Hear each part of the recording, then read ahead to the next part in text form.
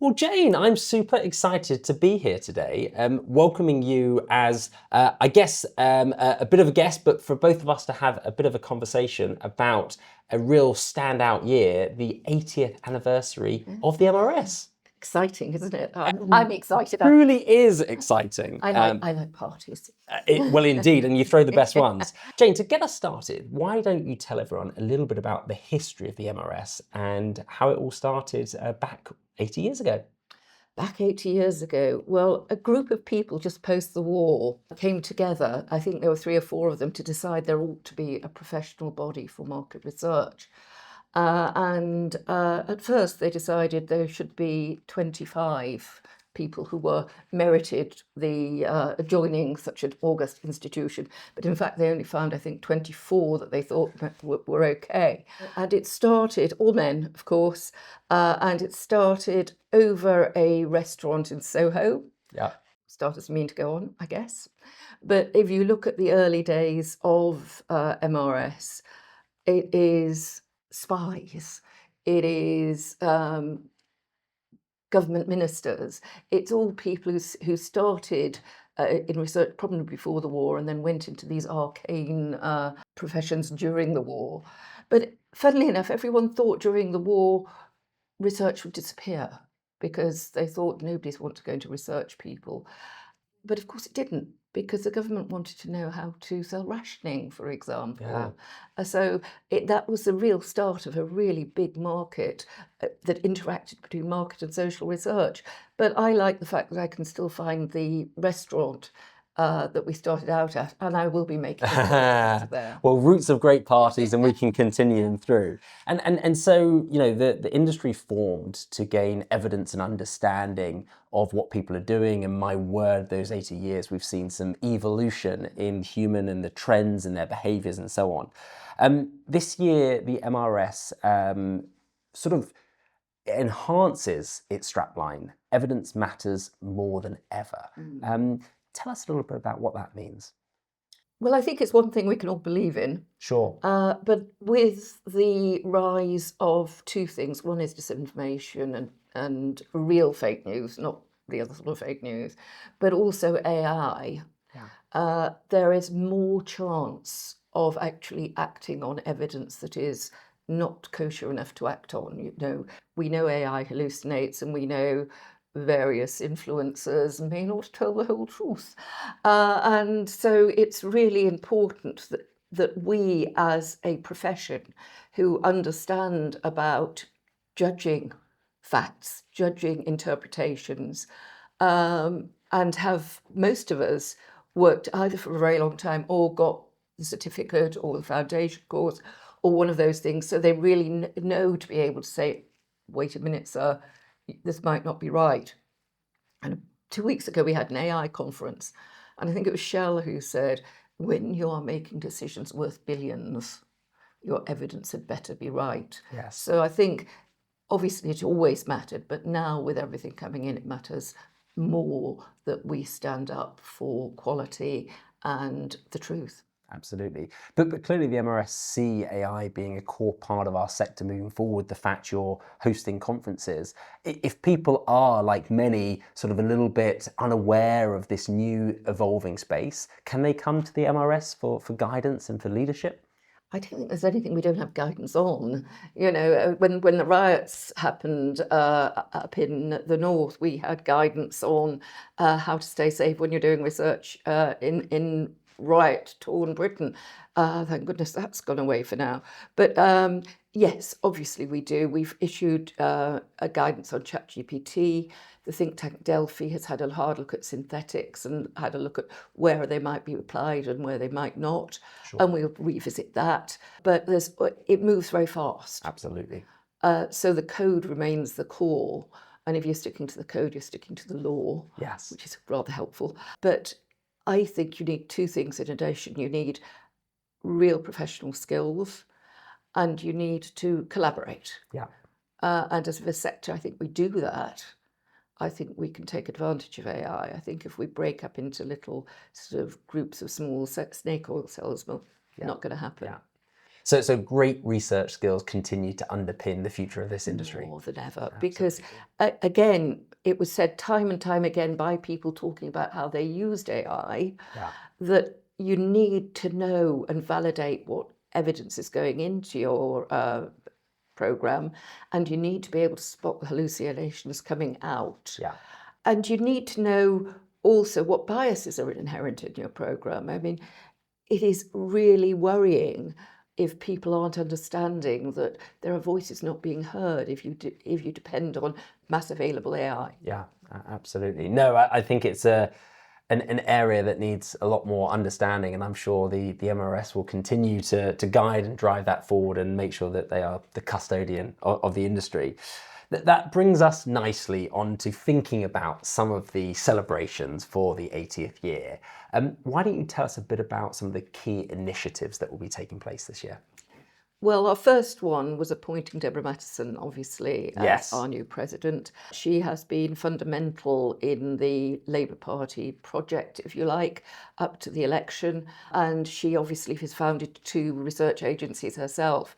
So she's going to be a great challenge. But she's also, having accepted the job, it indicates to people that she thinks this is important. Yes. And she's taking things very seriously. And I know that she will challenge us in all the right ways. She just hosted our very first event, which was in Parliament, and it was a deliberately provocative thing called "We Don't Need to Talk to People Anymore Now We've Got Synthetics." Fantastic.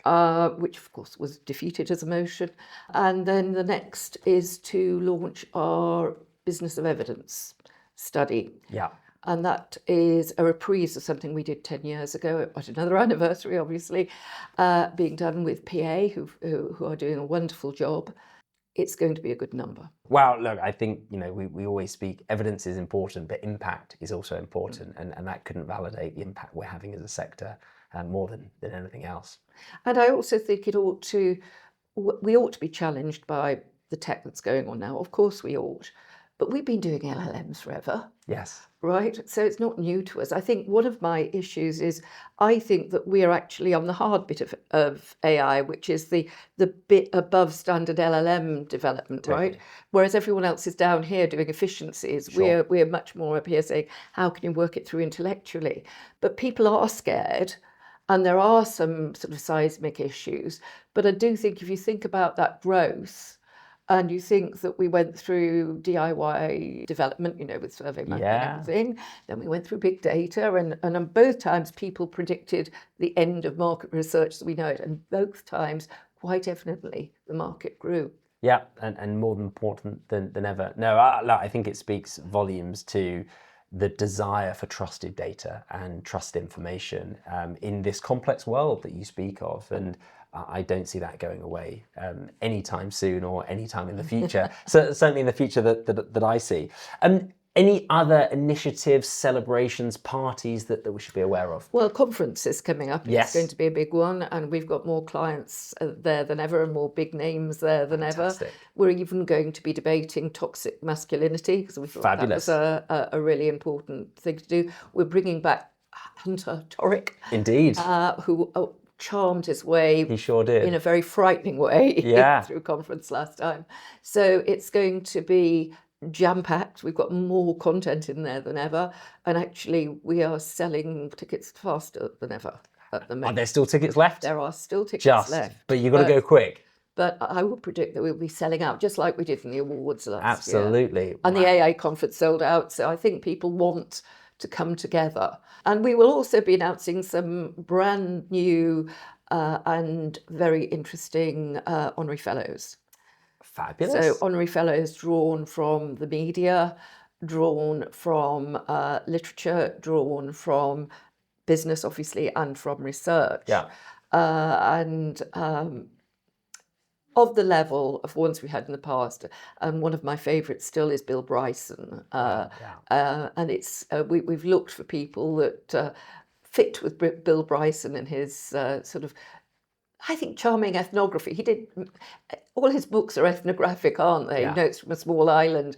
And that's why we made him an Honorary Fellow, and we look to signal some of our values through the Honorary Fellows we announced. And the Honorary Fellows will be announced at the MRS conference? At the moment, we're just trying to make sure we don't overload everything. Sure.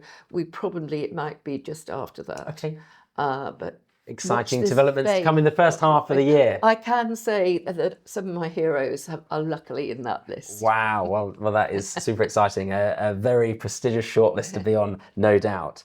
And Jane, if people are wanting to get involved with the MRS in this fabulous celebratory 80th year, what sort of ways can they be participating, supporting, and gaining the great value that the MRS delivers?